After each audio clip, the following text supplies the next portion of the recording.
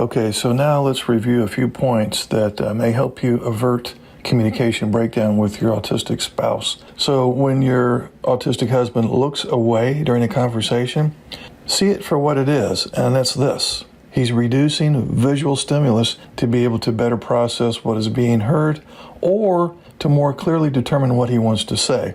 So just keep in mind that shifty eyes do not necessarily mean he's not listening. Okay, so next point. Your autistic husband may listen to each word that you speak and interpret your meaning based on his understanding of the definition of the words you use. You, as the neurotypical wife, are no doubt able to generalize quite a bit better when someone says something like, "Oh, put a pile of mashed potatoes on my plate, I'm starving." Okay, you would know approximately what that means.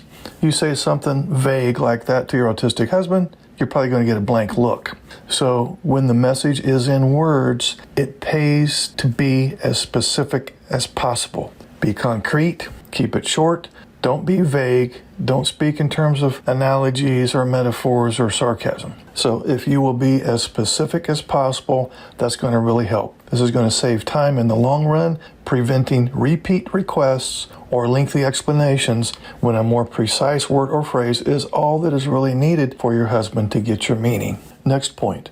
The more comfortable your husband is, the more likely he is to be relaxed in conversation and easier to communicate with, understand, and be understanding. Trust him when he demonstrates a wish to do something relaxing in the face of an important issue. Reduction of stress can be crucial in important situations and should not be considered a lack of understanding about the urgency of the situation. Decrease the stressors, however small they may appear to you, and you will decrease behaviors that you have found confusing and frustrating. Next point, and I'm sure you already know this. People on the autism spectrum don't respond well to criticism, even constructive criticism. They view constructive criticism and even some neutral comments as threats or manipulation. So even if you don't think that you're being critical, if your interaction is perceived this way, even falsely, you are going to get a defensive response. Next point, consider your verbal versus nonverbal communication.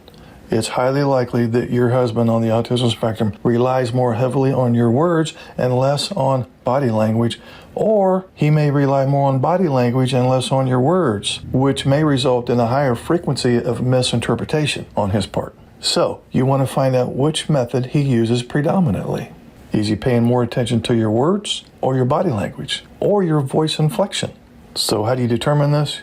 You're going to do a little bit of an investigation. If you find that he is frequently misunderstanding you without stopping to consider that he is completely off base, he may be misinterpreting your body language and otherwise nonverbal messages. For example, expressions, tone of voice, conversational pauses, etc. On the other hand, if he repeatedly asks questions about what you are saying, then you'll know that he is relying more heavily on your word usage.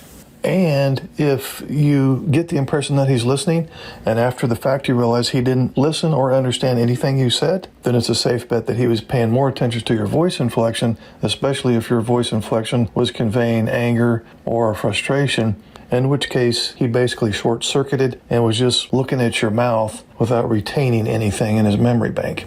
Next point. Accept that you don't experience life the same way as your husband does. His obstacles, interests, complaints, and frustrations are likely to seem illogical to you, but there are many issues that contribute to the way he views the world.